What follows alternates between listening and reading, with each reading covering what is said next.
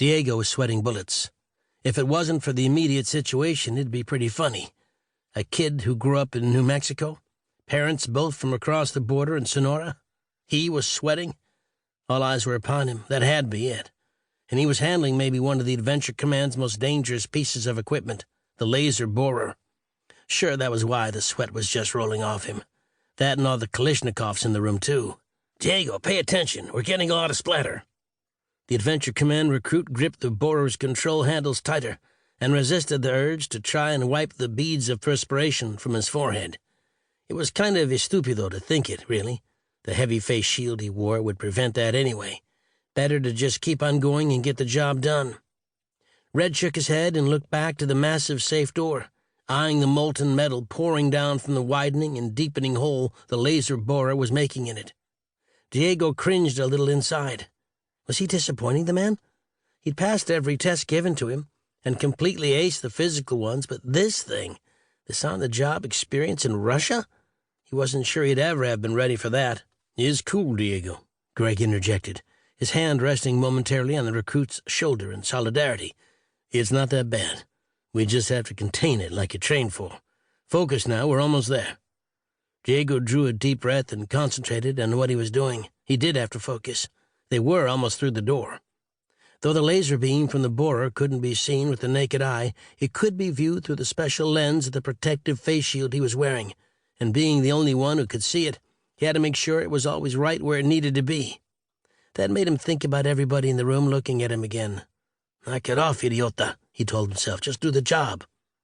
The laser was boring into the thick steel of the safe, melting the metal of the lock away, inching closer and closer to punching through it altogether. And when it did, it was up to him to shut the borer down before the beam entered the safe and shut it down! Shut it down! Despite Diego's apprehensions, he was trained enough to react immediately to the order. His hands let go of the control handles, and the beam cut off in a snap. 1 second there, 1 second later, gone. Standing up straight again, he looked at Red and raised his hands in a what's-up gesture. He couldn't have been doing too bad, right? The red-headed seaman stepped over to him and clapped him on the arm. "No problem, kid, no problem. Just wanted to get a better look at where we're at." Red turned and took a step toward the cooling hole in the safe door. "Damn rusky steel. So cheap it ain't doing what it's supposed to," he said mostly to himself, though loud enough for everyone in the room to hear it.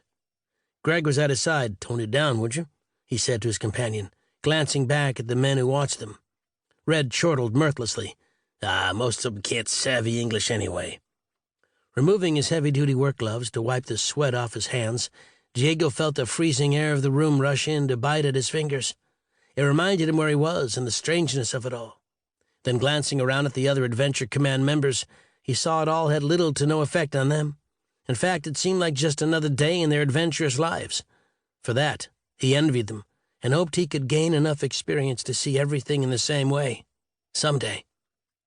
Greg and Red conferred on the borehole in the safe door, while Glenn and Dixie talked in low tones together, their heads almost touching as they spoke.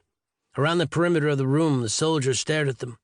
Diego hadn't counted them, but there had to be at least 24 Russian troops watching them, each one armed with an AKM rifle. They stood like statues, stony-faced and apparently barely breathing.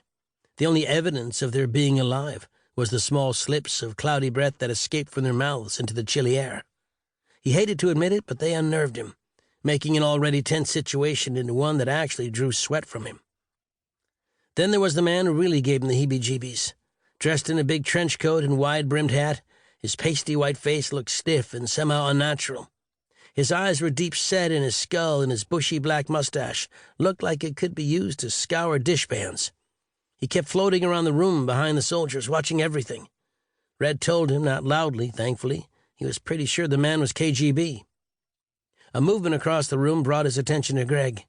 The Adventure Command member was talking with one of the Soviets, maybe an officer, and the man was jutting his finger at the safe door and working his jaw. Greg just nodded and slipped a word in here and there. Finally, he held a hand up to stop the man from further talk and stalked back over to Diego and Red. "Let's get down to it again," he said solemnly. "Are we good?" he asked Red specifically. The sailor nodded and turned to the recruit. "Pick it up, kid, and we'll get back to business. That door ain't gonna open itself."